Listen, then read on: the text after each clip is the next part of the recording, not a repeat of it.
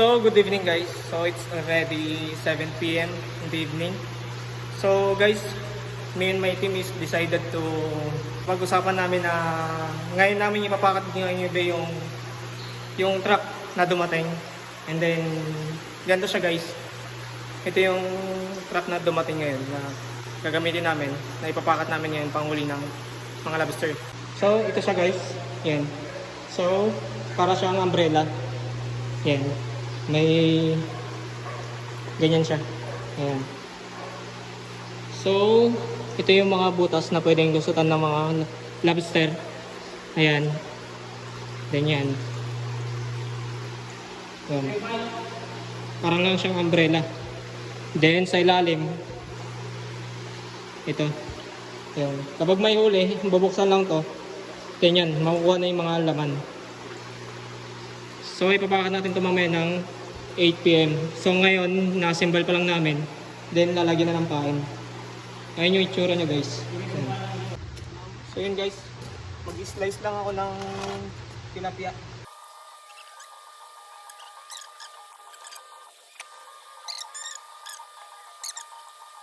So, yun guys. Papainan ni Farmtech Dennis ng tilapia itong isang trap. Then, papakat na natin mamaya. Yan, nagpapain na po siya. Yan, pakita ko lang. Yan, nilulusot niya na yung pain. Nilalagay niya sa gitna. Yan. So yun guys, nilera namin ng one line lang. Para isang diretsong talian lang siya. Yan, mabilis nating may bababa. Mabilis din nating iangat bukas. So let's go.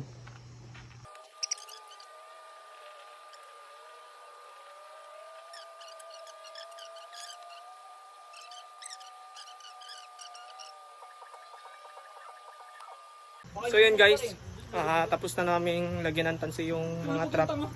So this time, ilalagay na natin sa third pan. So samahan nyo kami guys.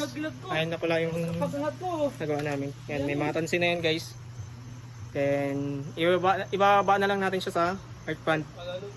So kasama natin si Farmtech Patrick and Farmtech Dennis. So tatlo lang kami ngayon. So yun guys, pupunta na kami sa earth pan. So ibaba na namin to. Kasama ko si Dennis, Farmtech Dennis. And then si Farmtech Patrick, siya muna ang cameraman natin.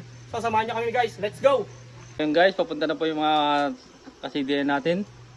Ito po sila, tara po, sundan natin sila at tingnan natin saan nila ilalagay.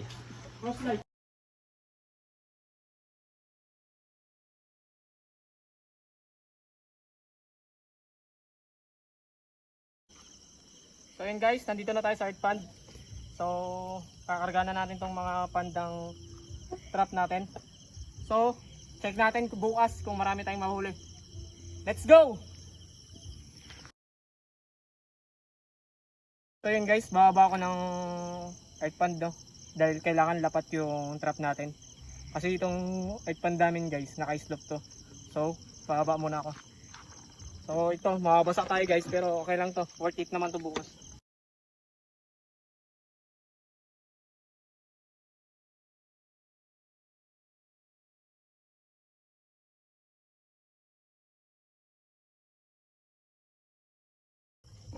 So yun guys, pang-anim na to sa ibababa natin, no.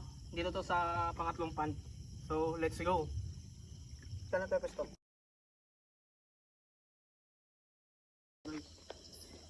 So yun guys, ito na yung last. Ibababa ko na. Then patapos na tayo.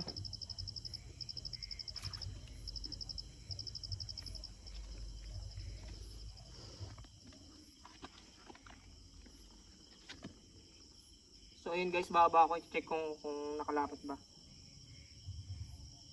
Kung nakalapat yung trap natin sa putik.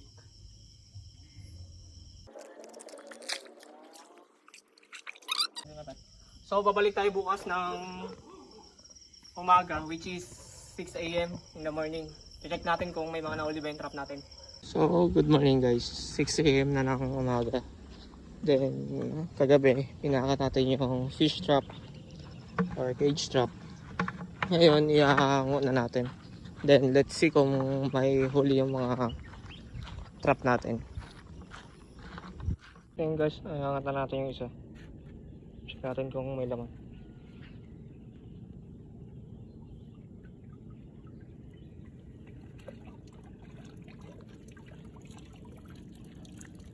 huli guys. So yun guys, may huli. Lagyan natin sa timba. Buksan mo na lang yung ilalim.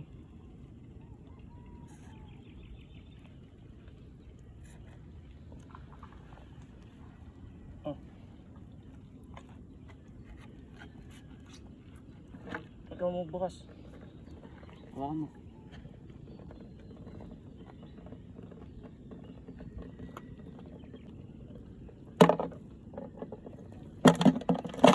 Lobster lang. Pwedeng tilapia. Babalik natin yun.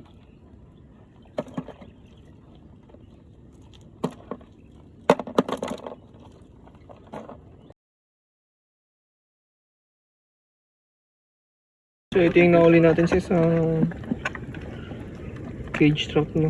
Or fish trap. Yan, nakahuli tayo ng 10 pieces na lobster. Then, mamaya check na rin natin yung isang iba't iba, yung lahat ng trap. Then, i-video na lang namin kung gaano karami yung nahuli. So yun guys, di natin na-video yung pag-angat. Pero ito yung nahuli natin sa 10 cage trap. Yan. So, medyo marami na rin. Ayan, merong malalaki, iba't ibang size. Ayan. So yan lang guys, hanggang dito na muna yung vlog natin. Don't forget to subscribe our channel. Thank you.